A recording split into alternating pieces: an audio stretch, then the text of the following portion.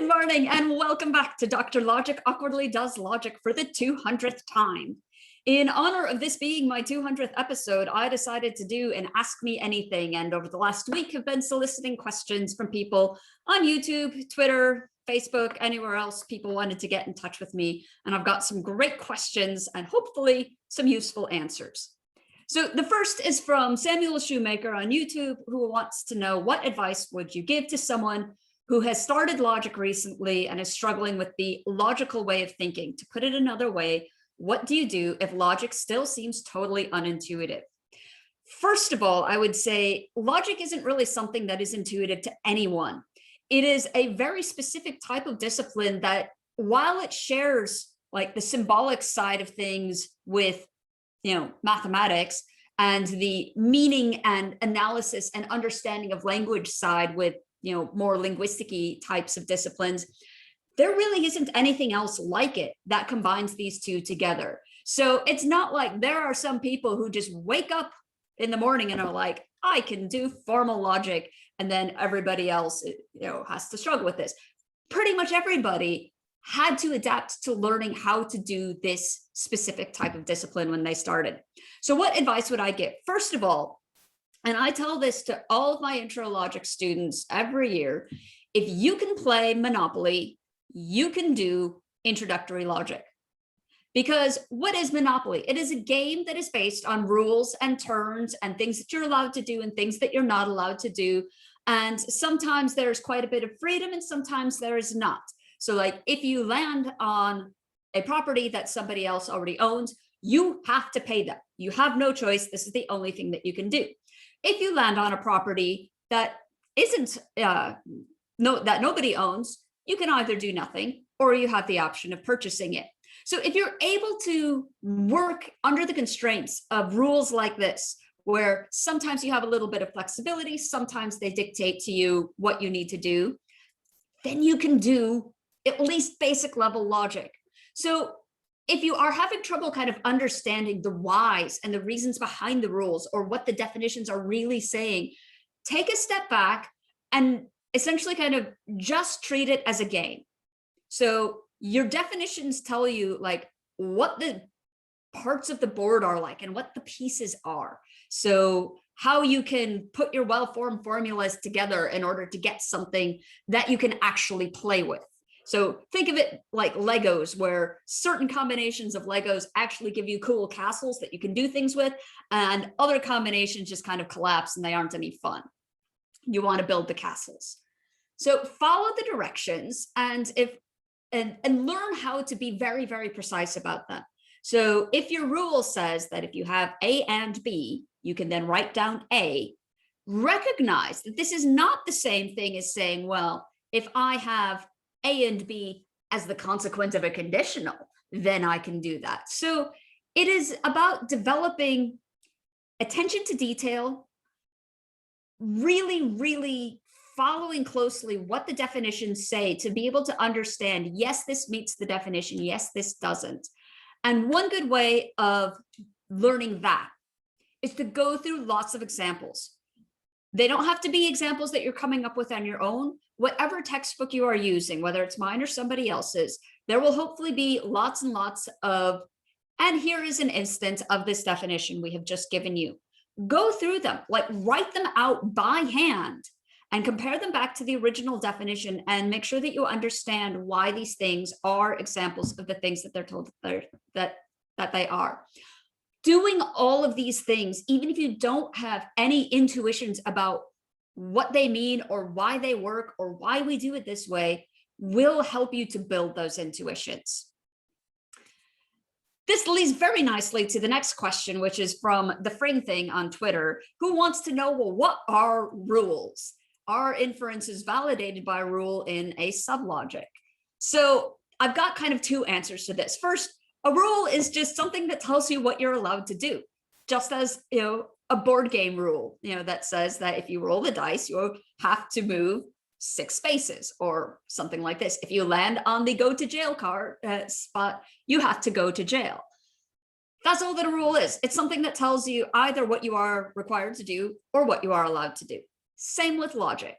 the logical rules that we are looking at just say, okay, you've got this thing written down. Guess what? You can write this other thing down. Or suppose you have truth tables that look like this. You can combine them together and get truth tables that look like this. So they're just processes. There's nothing special behind. Except, of course, there is. And this is something which is more on the philosophy side and less on the logic side, and might be, I think, the question you're really asking, which is like, what really is a rule? Like, why can I give some instructions and these work in a logical context or in a board gaming context, but I can't give you other instructions? How do we determine whether some set of instructions can be adopted as a rule? And that is a much more complex and very interesting question, which I probably can't say much more about here. However, think about this. When we were talking about rules in like the logical system or in a board game that says you're allowed to do this, you are required to do this. This is talking about obligation and permission. These are modal concepts. Could you encode what the rules are saying within a logic itself? So there's actually quite a lot of interesting research that's being done on this, particularly like representation languages for rules in particular contexts. The question of like representation languages for rules for board games is something of particular interest if you want to be able to do any sort of automated or computer gaming. So you need to be able to encode these rules in a way so that the computer can understand what they are allowed to do or what the players playing the game via the computer are allowed to do. So on the one hand, they're just rules.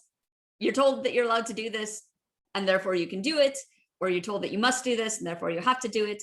On the other hand, there are actually some really interesting kind of philosophical questions, also connecting rules to algorithms. Like, what is the relationship between rules and algorithms? Are rules algorithms? Can every algorithm be turned into a rule? And since we don't have a well-defined notion of algorithm, you might then wonder whether we can have a well-defined notion of rule. So don't know if that's satisfying, but definitely a good question. And finally, ABS up in here asked on YouTube about relevance logic and how are they supposed to work in causal, conversational, natural languagey sorts of ways? Because there is a fundamental issue that a lot of the things that we do in propositional logic don't really reflect the way that we talk with each other. This comes in many different levels. It comes from the fact that the material conditional is a very rough and awkward sort of conditional, and a lot of conditional statements that we make when we are talking to each other are more complex than that. It also comes to the fact that we aren't always interested in pure validity or even pure soundness of arguments. We want our arguments to somehow or other be relevant to what we are doing. And that's where relevance logic comes in. So relevance logics are logics that try to give account of conditionals, which then also includes an account of negation and disjunction, because remember, classically, these are all interdefinable. So to give an account of the conditional and the associated connectives that captures some sort of intuition that when we are making inferential reasoning, our premises need to be connected to the conclusion, not just in a truth functional way, but in the notion of content that they have. They have to be relevant to each other in some particular way. And this is, while relevance logic is a relatively new development in symbolic logic from like the 60s and 70s, the idea is very long, has a very long history, because you can go back to late antiquity and the early Middle Ages, and you can find people saying that, well, what makes a consequence is that there is something about the content of the consequent which is embedded in the antecedent. And this is what you need to have in order to come up with some notion of validity of a consequence or the truth of a corresponding conditional. So in a brief nutshell, what relevance logic tries to do is formalize what this relevant condition is. So it could be that the atoms occurring in the consequent also have to occur in the antecedent. This would allow us to block inferences like P and not P, therefore Q. Q doesn't have any relevance to the premise P and not P. There's no overlap in the content. So variable sharing is often taken as sort of a necessary condition in order for there to be relevance. It can't be sufficient. There needs to be something more than that. And what that something more is what is spelled out in various different types of relevance logics and also connexive logics. They're all kind of in this same family. So this is quite a bit of ways down the line from the sort of stuff that I've been talking about so far. But I don't know, maybe around like episode 400, maybe 500, we'll see. I do want to actually go through kind of different approaches to relevance logics, their motivations, their histories, and also the different formal systems that are presented, how they work, what their semantics looks like, and kind of the all-important question of how is all of this relevant, applicable to actual natural language and our everyday reasoning, because that is one of the things that we want to do with our logic, is have something that helps us understand what's true, what's not, what is relevant in particular contexts and what is irrelevant. How can we use this information to help persuade somebody to change their mind or to help them come to new knowledge that they didn't have before? So logic, on the one hand, can just be this symbolic game that you're playing where you've got rules and you follow them and it doesn't matter what's behind them. But on the other hand, the reason we play this game is because we think there's actually something to it, that there is some connection between these little symbol manipulation games and the way that we actually talk to each other. So thank you all for your questions. Thank you for having joined me on this quite an interesting trip. And join me next time. We're getting back to System T and all of the things that you can and cannot say in this system before we move on to obligation and permission, which is a nice segue from the topic of this video.